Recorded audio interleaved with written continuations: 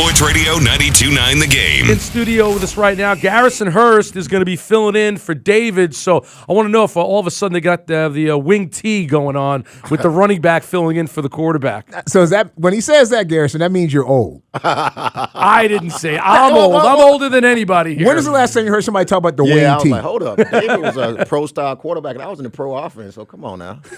So let me ask you this. So now I understand that the reason you're doing the show is because you just recently got suspended. Mark Richt suspended you, and so you're filling in. Or did you see what you're getting into here, Garrison? Jamie, come on, baby. Come on now.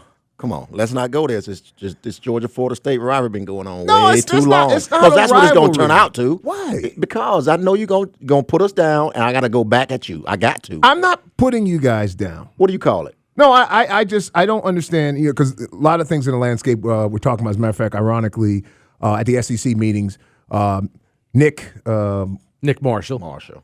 He went to Georgia. I know, DB. Right, and you got, because he was only good enough to be a DB for you guys. He went someplace else where he could be a quarterback and lead them to the national championship game. But anyway, I'm just saying. I could say, well, you see what happened, but right, I saw what happened. He almost won the game if it wasn't for 13 seconds. Almost only counts in horseshoes. But you guys haven't even been to the almost part. Oh boy! My point is that things are changing now in the landscape when you start talking about. I believe that there's got to be a recalibration of what is wrong and what we consider to be wrong, what we consider to be things that you want to penalize somebody for. And I say that to say because a lot of times guys are different. I mean, you grew up in Lincoln, small town. I mean, your values were different. You were raised. It's a different time and age. And my problem, and I always tease dog fans, is that I just don't know if Mark understands today's player. He can recruit them.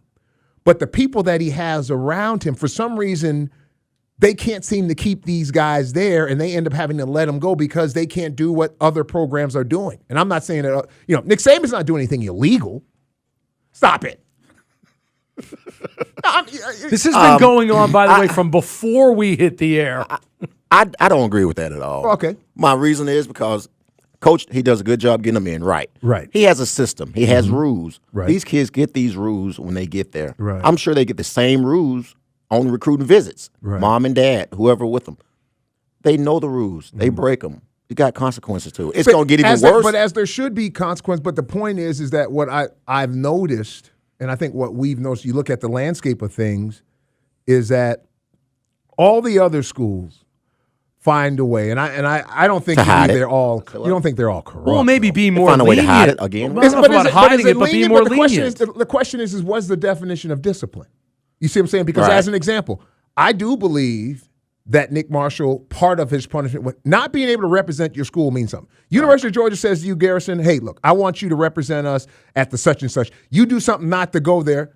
Are you going to be hurt? Oh, no doubt. Right. No doubt. So that's penance that people don't seem to understand. That from a player's perspective, that hurts. It hurt, but in Athens, you got to follow the rules or you're not going to play. I mean, it's not like Coach Rick is doing something the other coaches prior to him didn't do. I just think kids, like you said, kids are doing things now that are just a whole lot different because the social media side of it gets it so much faster. Right. So it's broad. It's just out there Immediately. And then now he has to do something because I guarantee you somebody may have it on film. But I guess the only difference is, and this is the point that I try to make, is that everywhere else everybody's got camera phones too. Yeah, but they pay them so much to hide it for them. Rick and Jamie show here on Sports Radio 92.9 The Game. Do we have to go back to Herschel and what Herschel got, allegedly? We just got through talking about somebody that helped, that you're really close with.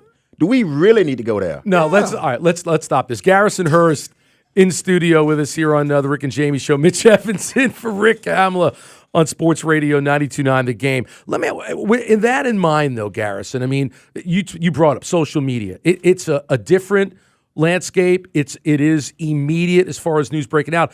Everyone's got it, but how much pressure should teammates maybe put on other teammates, especially seniors, guys who have younger kids coming in to, look, we have rules, we got to stick to them. I think the team definitely has to come together. Some senior leadership, some junior, whatever kind of leadership it takes, it's going to take some in-house, not so much coaching this time. You got to have some guys, some big guys, step up. Hey, man, hey, you killing us. You got to fix this. Because if you don't, it's going to come out, and then it's going to be the same thing all over again. And that's the combo platter, because it was interesting. I heard just the other day, Coach Malzahn was kind of talking about it. It was like, why is it that you appear to be, one, a player's coach, and players seem to gravitate to coming to you? And his response had to do with they believe in kind of embracing players and try to going into working on the players. I've heard Coach Saban say the same thing, and they've got some programs down and plans for the parenting at Alabama. That's pretty impressive. They do psyche evals with the players because they want to get to understand the players, on a complete level and try, because they know today's players different. These coaches aren't in denial. Right. But see, that's the thing and that's the disconnect I believe that Mark has, is that whether we like it or not, if you're going to be successful, or you just need to keep recruit the kids that are going to Vandy. Oh. No. But you understand what I'm saying? In other words, but if you're getting this kind of kid, right, you've got to do what the other guys are doing to embrace and be able to kind of work with these guys. Not to, not have rules, right, but there's ways, as you know, of working with guys. I told you about a situation where we were talking about our former teammate of ours. Sometimes you got to pull a guy to the side and talk to him. And that's the question. Yeah, okay, you're right. And being that it's, most football is pretty much copycat, I think that is something we do need to copy. If that is what these other programs are doing and it's working, I don't know that, but if it is, let's not leave it out. Let's try it. Let's talk a little bit about the running back situation at Georgia. I mean, loaded. Oh, yes. Different quarterback, obviously, with Hudson Mason replacing Aaron Murray now, taking pressure off of him. I mean, a lot to replace Aaron Murray, but when you got Gurley and Marshall and Nick Chubb and Sony Michael and Brendan Douglas, who filled in last year, I mean, you can just pretty much keep feeding the rock to somebody. Well, we're going to need it. Not taken away from our quarterback. I just think it's SEC football. Right. And if you can run the ball, you can take a whole lot of pressure off a young guy, period. Plus, we got some receivers coming back this year. So we can open the field up. It's just that if we can get him comfortable enough with his offense, he can do what we need to do. Don't put us in bad situations. Right. I think we'll be okay. Be the A.J. McCarron field manager, right? Manage the game. Come on. Don't do A.J. like that. Well, I'm just saying that's the, Don't do him like that. Hey, it's okay. He's got 2 rings on his hand. 3 to be exact. And the beautiful wife, so I don't think it matters for him anymore. Well, that's right. He did get married. He got married Did you hear last the week. feds? I saw that. Feds were at his wedding. What? The feds? The FBI supposedly was at his wedding for What was some it, a reason. mafia wedding or something? Well, I don't know, maybe to protect the first couple of Alabama. I saw a report of something like that. All right, Garrison, you're going to be out at the David Green College show at the Shoeless 347 Grill tomorrow from 6 to 8 with Mark Owens. Anything special you got set up? No, man. We're just going to have a good time. We're going to definitely talk some Bulldog football. All right. How about them We're going dogs? Bulldog first, then SEC. We're going to bring it in. We're going to, take some calls. Just have a good time. All right, going to be looking forward to listening to that. The great Garrison Hearst. Garrison and Jamie will continue the discussion off the air as I have to stay between them. We'll come back. We're Mitch teammates. Evans in.